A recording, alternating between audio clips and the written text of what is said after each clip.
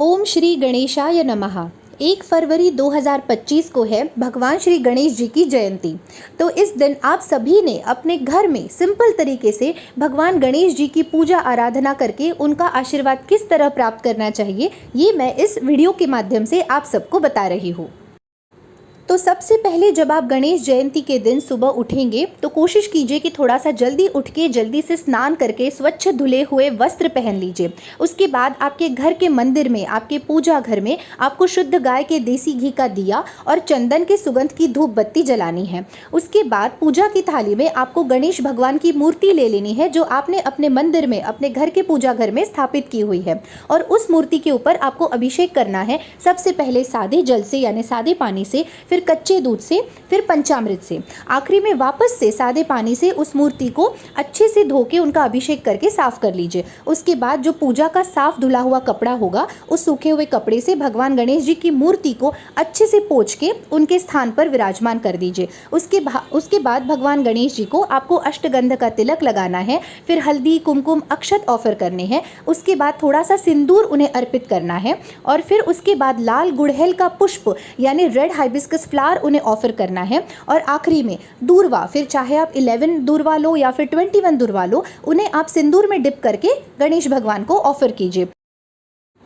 तो जिस समय आप भगवान गणेश जी का अभिषेक करके उनकी ये सारी पूजा विधि कर रहे होंगे, उस समय या तो आपको अपने मोबाइल के ऊपर गणेश चालीसा और गणपति अथर्व शीर्षक स्तोत्र को चलाना चाहिए, या फिर अगर आपको याद है तो आपने खुद ये स्तोत्र और गणेश चालीसा बोलनी चाहिए, या फिर सिंपली ओम गंग गणपतये नमः इस मंत्र का जाप करते करते आपको गणेश जी की ये पूरी पूजा करनी है। उसके बाद सबसे आखिरी में आपको अपने हाथों से कोई भी गणेश भगवान का प्रिय भोग यानी प्रसाद अपने हाथों से बना के उनको खिलाना है।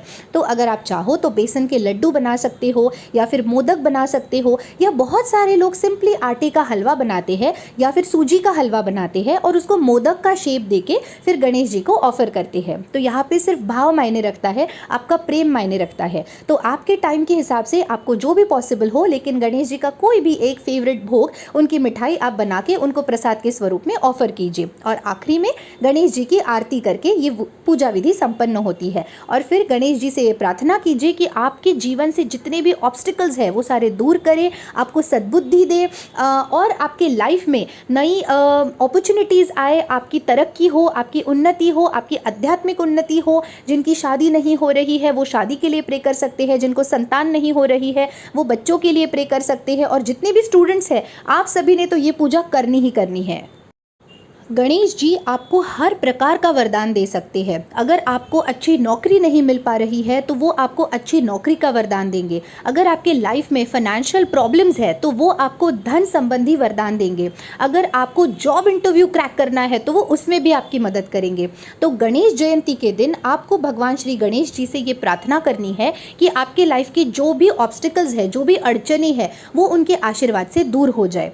अगर आप नियमित रूप से गणेश जयंती से लेकर 45 कॉन्जिक्यूटिव डेज तक गणेश जी के मूर्ति के सामने उनके चरणों में अगर थोड़ा सा जावित्री ये हर्ब होता है, आप सब जानते होंगे, थोड़ा सा जावित्री अगर अर्पित करते हैं और अगले दिन उसे एक छोटे से बॉक्स में कलेक्ट करके रखते हैं, और अगर ऐसा 45 कॉन्जिक्यूटिव डेज तक करते हैं तो उसके बाद ये जावित्री इतनी ज़्यादा एनर्जाइज हो जाएगी कि किसी भी इंपॉर्टेंट काम को करने से पहले आप इसे खा के अगर वो काम करेंगे तो आपका वो काम 100% सक्सेसफुल हो जाएगा।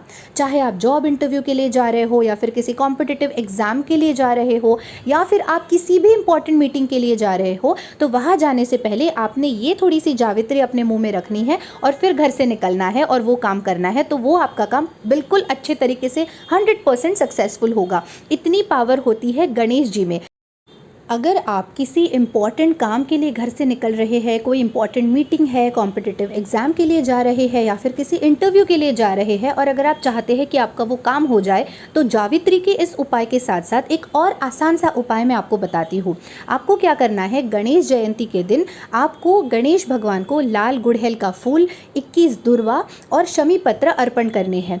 फिर अगले दिन उनको चढ़ाए हुए ये जो चीज़ें हैं वो अपने पास रख लेनी है, और जब भी आप किसी इंपॉर्टेंट काम के लिए जाओगे तो इसे लेकर जाना है। चाहे आप किसी पेपर में अच्छे से रैप करके रख दीजिए या फिर इसे जिप पाउच में लॉक करके रख दीजिए, लेकिन इन चीज़ों को अपने साथ कैरी कीजिए जब भी आप किसी इंपॉर्टेंट काम के लिए जा रहे हैं। सिर्फ याद रखिए कि पवित्रता का आपको ख्याल रखना है, वॉशरूम में वगैरह ये चीज़ें नहीं लेकर जानी है। तो अगर आप ये छोटा सा उपाय करेंगे तब भी आप देखेंगे कि आपका वो काम बहुत जल्दी पूरा हो जाएगा। तो आप सभी को फिर से एक बार गणेश जयंती की हार्दिक शुभकामनाएं और भगवान गणेश जी आप सभी के ऊपर अपनी कृपा और आशीर्वाद हमेशा बनाए रखें। Thank you so much for watching my video. Stay tune, take care, bye bye. ओम गंग गणपतये नमः।